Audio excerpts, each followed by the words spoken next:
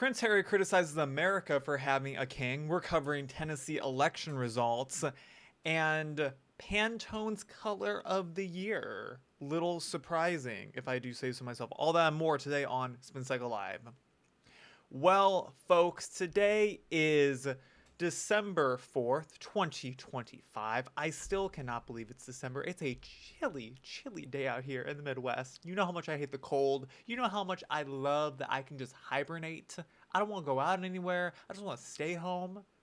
I don't want to be involved in any of it. But to be honest with you folks, it's a bit of a slow news day, if I do say so myself. It was a struggle to find things to cover on this show. I was fighting for my life out there on all these different news sites trying to find anything interesting to talk about.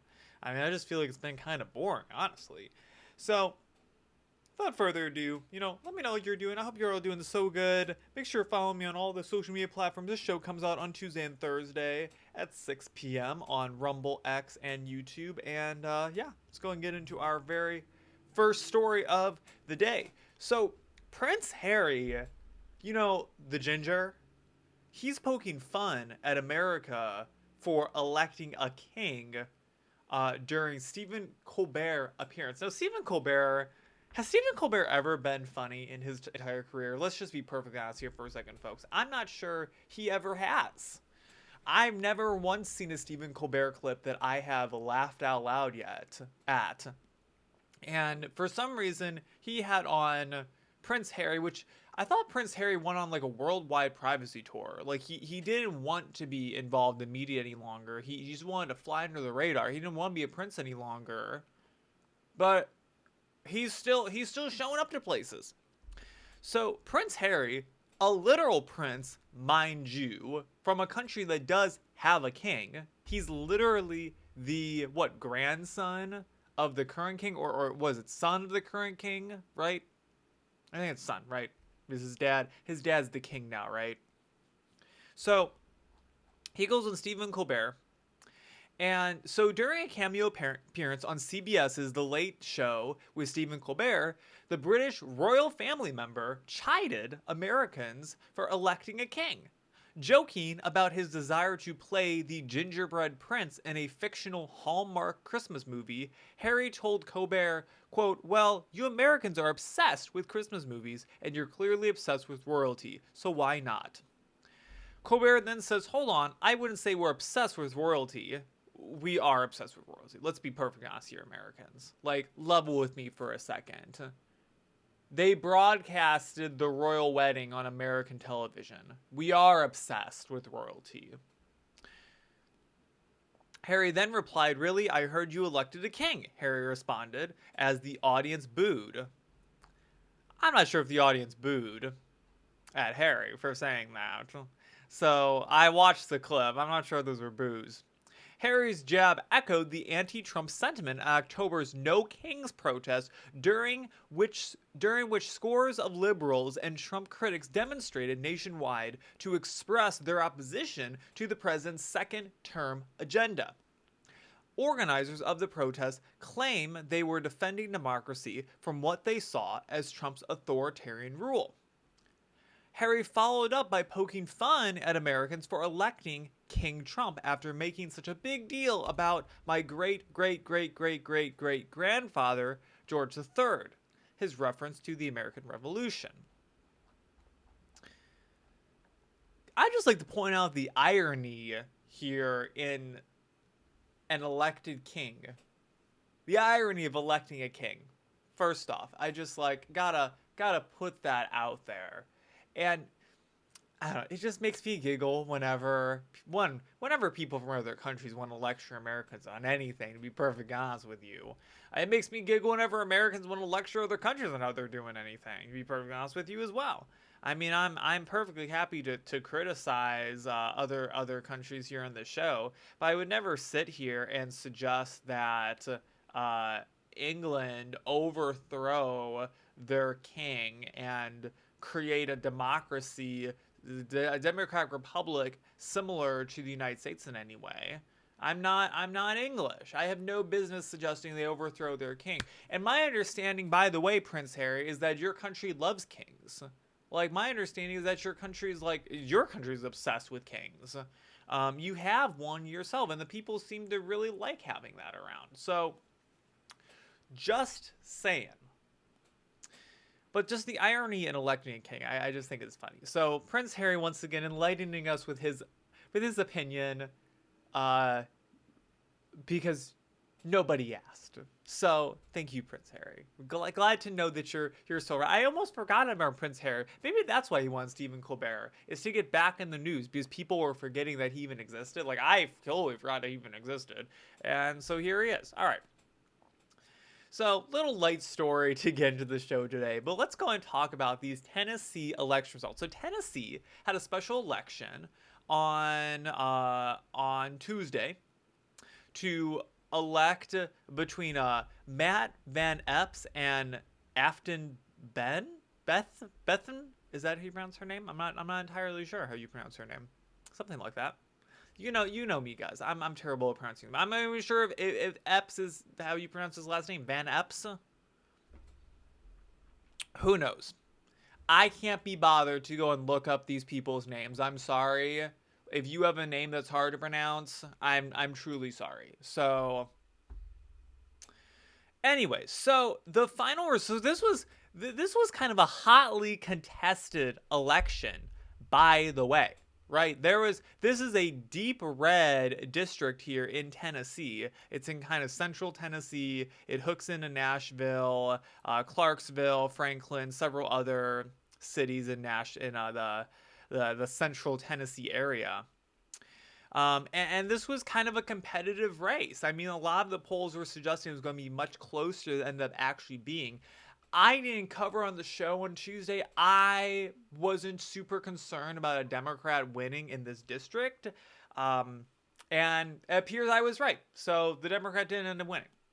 So good on Matt Van Epps for winning. So the final tally was 96,000, basically 97,000 to 81,000 votes. So Matt Van Epps won 53.9, so basically 54% of the vote versus Aftyn Behn, her 45% of the vote.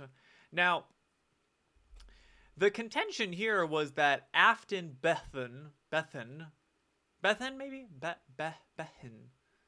I want to know what nationality she is to have that name. If I was pronouncing it correctly, I feel it would be very pretty. So the contention here was that she was very much advertising herself as a very moderate candidate in a Republican area, and was somewhat criticized as the AOC of the South, which I think was somewhat accurate, because she wasn't a moderate at all. She was very much pushing these kind of more moderate policies, but underneath that cover of sheep's wool, there was a wolf underneath that was a very extremist candidate wanting to run to the House. So we have one more Republican in Congress. Gotta love it. He's a younger guy as well. Always a fan of younger people getting into politics. Get some of these old fogies out of here. We have far too many old farts running our government. Just saying. So Matt Van Epps won every county in the state except for Davidson County, which is where Nashville resides in. Now, part of that is, there's a bit of splitting here with the Nashville votes. I mean, you can see that Nashville is basically cut into a half or a third based on the districts. I mean, we can kind of zoom in here, but I mean, this is Nashville right here, and this is kind of the greater Nashville area. So, had the districts been drawn a little bit differently, probably the votes would be a little bit off. But, Bethan, she won 77% of the vote in Davidson County. But in every other county, Matt Van Epps came in with around 65 to 70% of the vote. I mean, we can see that in Wayne County, he got 84% of the vote. I mean, he did really, really well in all these other counties. I saw a graph that was posted that showed that every county in the state had moved left in this election, which It's one of those things where I think we can lie with numbers a little bit. So I should have pulled up what the previous election here in this district was, but I mean we can look at some of these counties. Like take a look in this county for example here. So in Wayne County, Aftyn Behn, she got 417 votes. Well, if the last candidate got like 390 votes, yeah, the county moved left by like a couple of percentage points, right?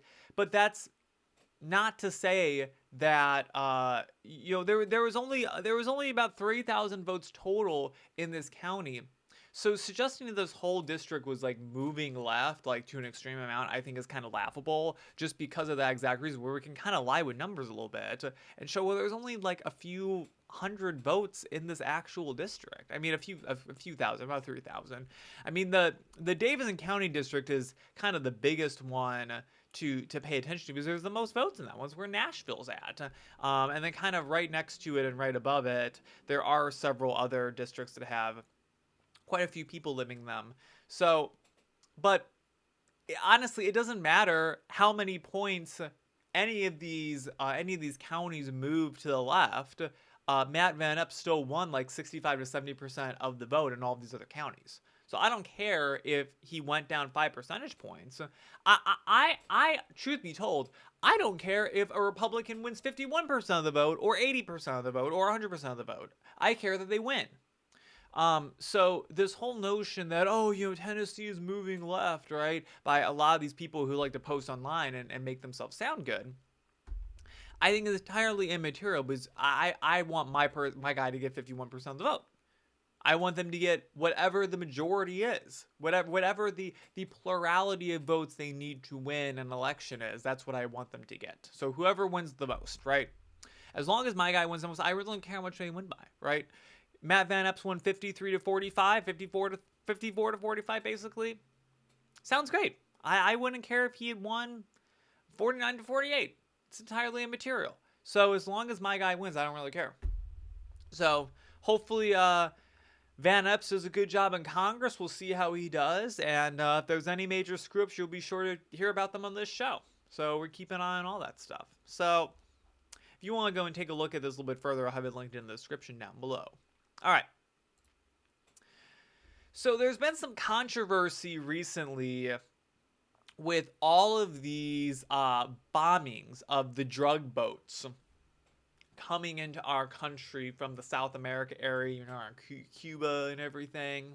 So, but there's been controversy with all of the drug boats coming into the United States. America has been bombing them before they've been able to come to shore, and the Democrats are coming out saying this is a war crime, saying that it's wrong for us to be doing these things.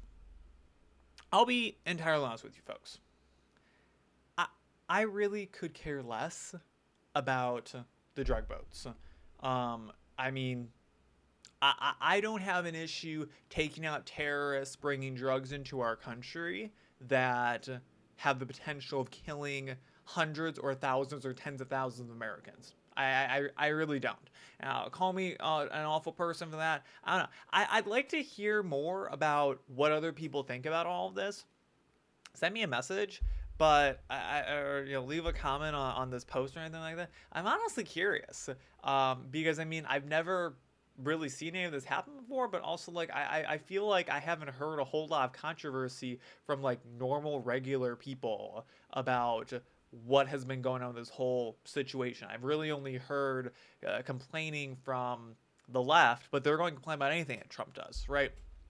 So anyways, so this particular controversy comes from an allegation that basically there was a drug boat that was bringing drugs in the United States that we bombed in the middle of the ocean, and basically the boat had like flipped over, and there were still people alive who were trying to swim away from this boat, or flipped a boat over to get back onto it, or do any number of things, but we bombed it again. And the allegation that Pete Hegseth said killed them all, as in like, okay, we'd already disabled the boat and everything, now let's shoot a second bomb at them. This constitutes a war crime in some way or another, right?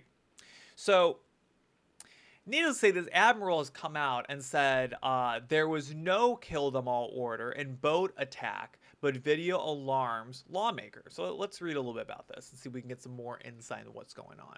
So a Navy admiral told lawmakers Thursday that there was no kill them all order from Defense Secretary Pete Hegseth, but grave questions and concerns remain as Congress scrutinizes an attack that killed 2 survivors of an initial strike on an alleged drug boat in international waters near Venezuela.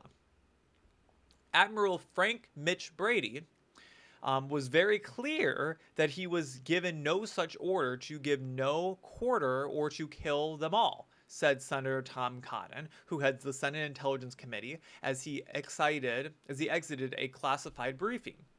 Well, Cotton, Republican from Arkansas, defended the attack.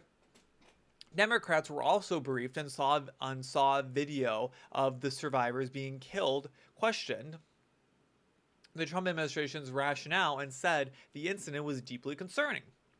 The order was basically destroy the drugs, kill the 11 people on the boat, said Washington Rep. Adam Smith, and top Democrat on the House Armed Services Committee. Smith, who is demanding further investigation, said the survivors were basically 2 shirtless people clinging to the bow of the capsized and inoperable boat drifting in the water. Brady was joined by the Capitol by General Dan Kane, chairman of the Joint Chiefs of Staff, for briefings at a potentially crucial moment in the unfolding congressional investigation into how Hegseth handled the operation. There are questions about whether the strike may have violated the law. Lawmakers want a full accounting after the Washington Post reported that Brady on September 2nd ordered an attack on the survivors to comply with a directive from Hegseth to kill everybody, legal experts say. The attack amounts to a crime if the survivors were targeted. Cotton said that from watching the video, he, quote, saw 2 survivors trying to flip a boat loaded with drugs bound from the United States back over so they could stay in the fight. Connecticut Representative Jim Hames, the top Democrat on the House Intelligence Committee, described the survivors' state differently. Quote, you have 2 individuals in clear distress without any means of locomotion, with a destroyed vessel where were killed by the United States, he said. Underpinning President Donald Trump's campaign against suspected trafficking in his argument that drug cartels amount to armed combatants because their cargo poses a threat to American lives. Smith acknowledged there was likely cocaine on the boat. Oh, nice. But he objects to the Republican administration's rationale for continued attacks on alleged drug runners who may or may not be heading to the United States. That's really the core of the problem with all of this, he said. The incredibly broad definition, I think, is what sets in motion all of these problems about using lethal force and using the military. Cotton said it was gratifying that the U.S. military was taking the battle to cartels. Other lawmakers, including a handful of Republicans, worry that the campaign is pushing against the bounds of laws that govern armed conflict. Among those also briefed were the leaders of the House and Senate Armed Services Committees and the Intelligence Committee in each chamber. Several of the lawmakers in the briefings declined to comment as they exited. Democrats are demanding the release of the full video of the September 2nd attack, as well as written records of the orders and any directives from Hegseth. Republicans who control the National Security Committees have not publicly called for those documents, but have pledged a thorough review. So, like I said, I feel like there's a lot of information kind of up in the air for all of this. And like I said before, I really don't have an issue with them bombing these boats bringing cocaine into our country. I've heard people suggest that, they should just go with the Coast Guard, round these guys up, right?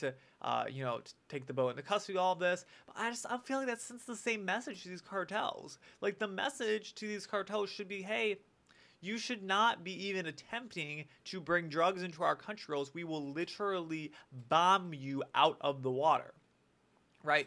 That's the message of force that I want from the United States to actually stop this from happening, right? Because clearly what we've been doing before has not been working, right? If drug cartels are continuing to bring drugs into our country, whatever I've been doing, it hasn't been working, right? We need to take a different approach. So, big fan of this. All right, move on to our next story. So, Representative Comer launches probe into Minnesota fraud claims. So apparently, there's been some fraudulent activity happening within Minnesota. What's new? So Representative James Comer, the chair of the House Oversight Committee, demanded information from Minnesota Governor Tim Walz about reports of widespread fraud in the state's social services program. Quote, the committee has serious concerns about how you, as the governor and the Democrat-controlled administration, allowed millions of dollars to be stolen. Comer wrote in a letter to Walz. Quote, the committee also has concerns that you and your administration were fully aware of this fraud and chose not to act for fear of political retaliation. The committee therefore requests documents and communications showing what your administration knew about this fraud and whether you took action to limit or halt the investigation into the widespread fraud. Federal prosecutors in Minnesota have charged dozens of people with felonies in what they say was a scheme to steal more than $240 million in federal child nutrition funds. The money came from U.S. Department of Agriculture meal programs intended to feed children during the COVID-19 pandemic. Prosecutors also allege that Minnesota nonprofit Feeding Our Future acted as a sponsor for the program, but instead funneled large sums of shell companies that claimed to serve meals that were never provided. Prosecutors allege that a group fraudulently billed the state of Minnesota throughout a housing stabilization scheme that claimed to have helped people at risk of homelessness in a program that paid out more than $104 million. On Newsmax Tuesday, Comer said his committee could ultimately recommend criminal charges against Walz and Keith Ellison if whistleblower allegations about widespread social service fraud prove accurate. If what the whistleblowers are saying is true, we can prove that, which shouldn't be hard, then I do see criminal charges being brought upon Governor Walz and possibly Attorney General Ellison, Comer said on Finery. The allegations echo claims on X from a group representing more than 480 Minnesota Department of Health Human Services employees who accuse Walz of overseeing a major social services fraud scheme and retaliating against workers who tried to expose it. Millions of dollars in stolen Minnesota welfare funds allegedly were diverted by members of the state's Somalian community to an overseas terrorist group linked to al-Qaeda. The committee is concerned that you were negligent in handling taxpayer dollars that were ultimately stolen and had systems in place that allowed the funds to be funneled to terrorist networks responsible for killing Americans, Comer wrote in his letter to Walz. Whistleblowers have indicated that DHS employees are destroying evidence. The committee expects that you will take all steps to preserve evidence during this investigation. So, it seems that there was a program that was in place to help people, but fraud was happening by stealing this money for the Somalians. Now, I've said this before. Why the heck are all the Somalians in Minnesota? The coldest state in the country. Why are they up there? It's my first question. I don't know. I don't know why. I don't know why anyone would ever want to move to Minnesota. I'll be perfectly honest with you. No, nothing against Minnesota. It's not for me. I'm not a cold weather person at all. I can barely handle Midwest cold, let alone, Great Lakes cold. No, thank you. So, but I hope this fraud is thoroughly investigated. I hope we understand what's going on here. And criminal charges do need to be brought against these people. I feel like time and time again we hear about crimes being committed within our government or within our states by politicians or stealing our taxes. This is our money that was stolen, guys. Right? This is federal money that was stolen for fraud. This is our money, right? We paid for this. This is our money. Right, we pay taxes. Every single one of us pay taxes, right? So our money that was stolen, right? So whenever I hear about federal funds being misused or used in unsavory ways, I get concerned because that's my money that was stolen, right? I feel it in my heart, right? I feel defrauded, right? Every single American gets defrauded in situations like this. And whenever it seems like issues like this happen or stories like this are brought up, it never really seems like anything ever comes of them, right? So I hope that in this case, criminal charges are brought, and I hope that people do have prison time because of this, or they're fined, or whatever it may be. I hope that some actual action comes to this other than just, oh, we kind of forgot, right? It just kind of goes swept under the rug a little bit. Like, with all the FEMA story of not bringing aid to individuals who had Trump signs in their front lawns, right? Whatever happened with that? Nothing really. Nothing really. It seems like maybe someone got fired, right? But other than that, like, nothing really. Something needs to be done with these stories, with these instances of waste, fraud, and abuse, other than just, oh, someone got fired, or, we're going to write a strongly worded letter, right? Bring them in front of a committee and talk to them, right? Doesn't do anything. So, doesn't hold anyone accountable. So, very saddening to see that this is going on. And, guys, it's not hard not to steal money. Right? It's not hard not to defraud the taxpayers. You can just do your job and use the money for what it was given to you for, and not defraud the American people. All right. Let's end the story on a high note. Maybe not so high note. So Pantone, which is a company that creates Pantone creates standardized colors that are used amongst a whole bunch of professional industries. So, for example, like this pink color on my polo over here, right? This has a Pantone color associated with it. And it allows designers who are in one location to communicate with factory workers in another location about what colors need to be used on things. So if I'm in an office and I'm designing like this pullover, for example, I want the Pantone color that is pink, cherry blossom pink or whatever it is, and has a code associated with it. I can send that to the factory and say, hey, I want this specific pink that is used. And it doesn't matter if they're looking on a different screen or whatever, as long as they use that specific color code for that pink, it's going to look exactly how I intended it to be designed, right?